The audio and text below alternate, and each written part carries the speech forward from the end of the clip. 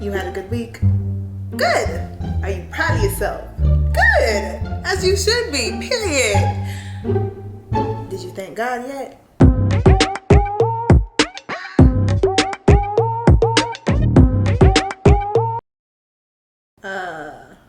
That's what I thought. Okay, y'all, we about to get a little comfortable today, so I'm gonna pull out my blanket. As you can see, we are chilling in a little relaxed vibe. Ooh, that's better. I just feel like being cozy today. I don't know why, but yeah, that feels so much better. I like feeling comfortable, guys. I'm sorry. Please open your Bibles to Deuteronomy chapter 8, verse 11. Take care, lest you forget the Lord your God by not keeping his commandments and his rules and his statutes, which I command you today. Lest when you have eaten and are full and have built good houses and live in them, and when your herds and flocks multiply, and your silver and gold is multiplied, and all that you have is multiplied, then your heart be lifted up, and you forget the Lord your God, who brought you out of the land of Egypt, out of the house of slavery, who led you through the great and terrifying wilderness with its fiery serpents and scorpions and thirsty ground, where there was no water, who brought you water out of the flinty rock. I didn't even know flinty was a word. Anyway, sorry.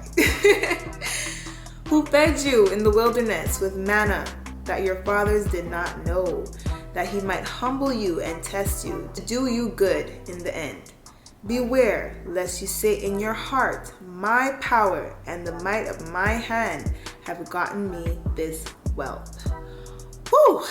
So at this point, Moses is nearing the end of his life, and he knows he's not entering the promised land, and he's just trying to get across to the people that they do not for even a minute forget that everything they have is from God. I want y'all to check this out.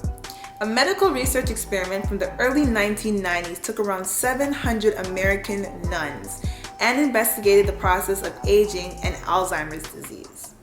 At the start of the study, the nuns were between 70 and 102 years old. So, old. So the way the researchers were able to track the mental state of these nuns was because 60 years earlier, they wrote down their reasons for entering the convent. And because they all had lived super similar lifestyles, they made for the ideal group for sussing out the relationship between emotional attitudes and health. And it became known as the nun study. So what did the nun study teach us? The more positive emotions the nuns expressed in their journaling, be it gratitude, happiness, love, hope, the more likely they were to be alive and well 60 years later. Now this launched a whole new field of scientific research, all focused on the power of gratitude.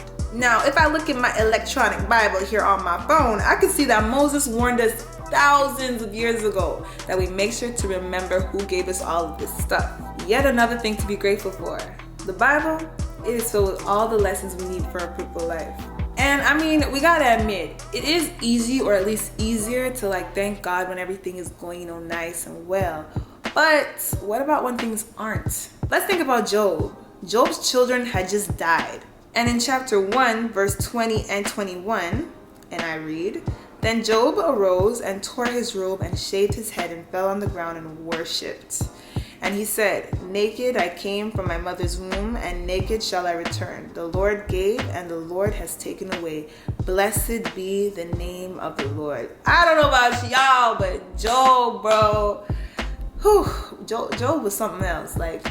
Can you believe that? He said that after his children died. That's a strength that we can't even fully understand. What we can learn from Job, though, is that God has a plan. We don't always understand what that plan entails, and we don't really know how we're going to react. But what we do know is that as long as we're in this life, God has a plan, and we can find comfort in that. And we, his servants, we are a part of that plan. And honestly, for that alone, we should be grateful. Now, I know that's not easy. Trust me, I know. But when life is handing you a really bad hand of cards, just know that God has a plan. And clawing your way out of bad situations, creating that path forward, that's all a part of God's plan. None of us are perfect because we're all human. And because of that, every win and loss is a blessing, even if we don't know it yet. Now, I'm about to make a quote, but I need to read this name just so I don't butcher it. I don't want to mess up the name. But Pastor John Onwuchekwa, I hope I said that right. He compared life to a good cup of coffee. He writes, bitterness and sweetness together. All of it is a gift. Coffee, like life, is about receiving the bitterness and sweetness together. It demands patience. Alright guys, so I'm gonna just ask that you guys DM us videos of ways in which God has blessed you. Help us inspire the world of His word and His plan. And that's it, y'all. I'm Ariel Fitz. God bless your soul shop.